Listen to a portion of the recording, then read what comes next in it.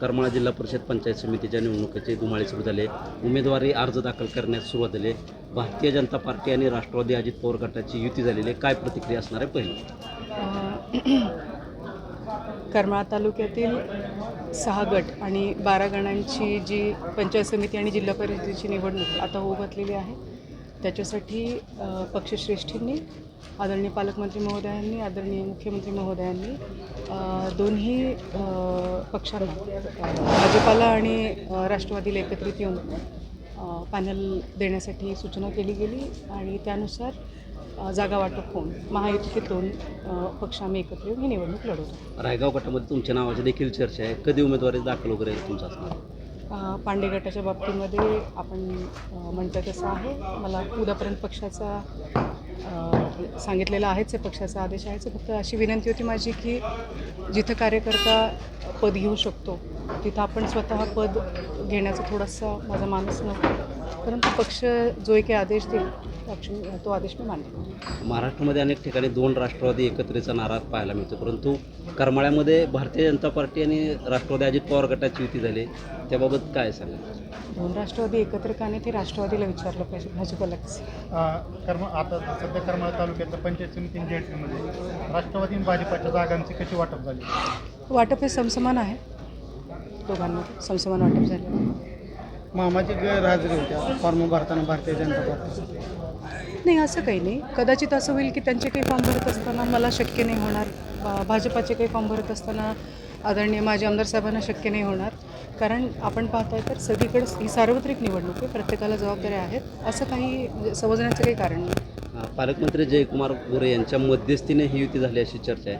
नेमकं बरोबर आहे.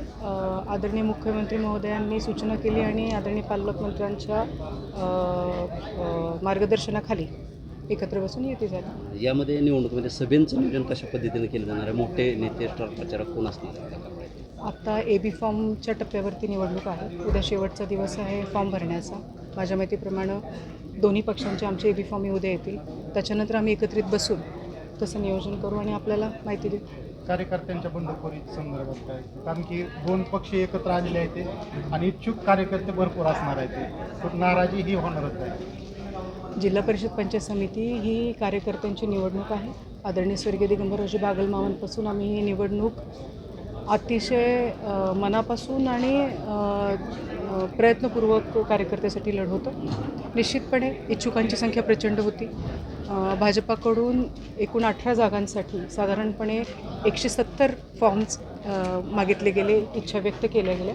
परंतु मला विश्वास आहे की पक्षावरती प्रेम करणारे, आपल्या नेत्यावरती प्रेम करणारी जी सगळी कार्यकर्ते मंडळी आहेत ही समजुतीची भूमिका घेतील आणि येत्या काळामध्ये ज्यांना त्याग करावा लागला त्या कार्यकर्त्यांना भविष्यामध्ये न्याय देण्याची भूमिका आमची असणार आहे. त्यांना समजावून सांगून बंडखोरी होणार नाही आणि एकमेळाने चांगल्या पद्धतीने हा पॅनल निवडून येईल अशा आम्ही प्रयत्न. करमाळा नगरपालिकेच्या दृष्टिकोनातून सुद्धा पाहिलं तर त्यावेळेस सुद्धा जे जुने कार्यकर्ते होते, एकनिष्ठ कार्यकर्ते, त्यांना कुठंतरी न्याय दिला गेला नाही. अशा प्रकारे सुद्धा जुन्या कार्यकर्त्यांकडनं किंवा ज्येष्ठ कार्यकर्त्यांकडनं म्हटलं गेलं. तसं या ठिकाणी होईल.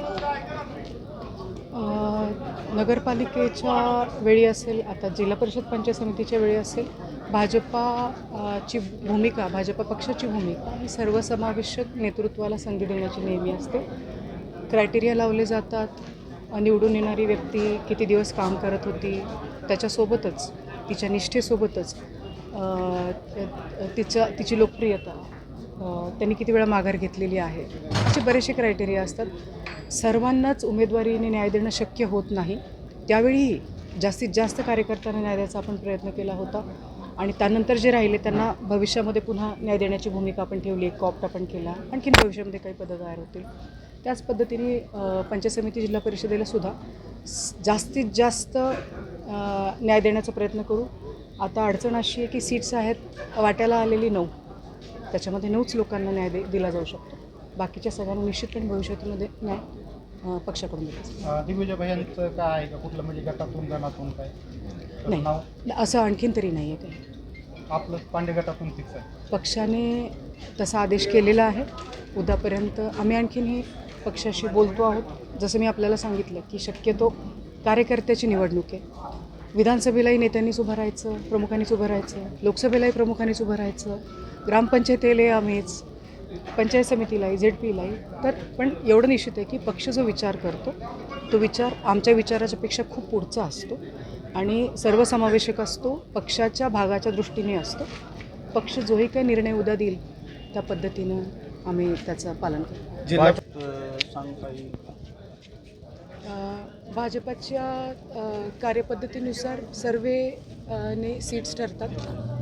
ज्यांनी इंटरव्ह्यू दिलेले आहेत त्या सगळ्या सीट्सचा सर्वे केला जातो, सर्वेक्षण केलं जातं आणि त्याच्यानंतर त्या पद्धतीने AB फॉर्म येतात. त्याच्यामुळं जोपर्यंत तो निकाल पक्षाकडून आमच्यापर्यंत येत नाही तोपर्यंत आता काही सांगू सीटचं वाटप झालेलं आहे असं बरोबर बोलले जाते. बरोबर म्हणजे समसमान जागा कुठल्या जागा असतील आपले 6 गटापैकी आपले 6 गटापैकी भाजपाला पांडे, वीट आणि केम हे 3 गट मिळालेले आहेत. आणि 6 जागा काय 6 जागांमध्ये पांडेगण, रायगावगण, वीटगण, केमगण, कोर्टीगण आणि मला वाटतं 6वं गण वांगीगण.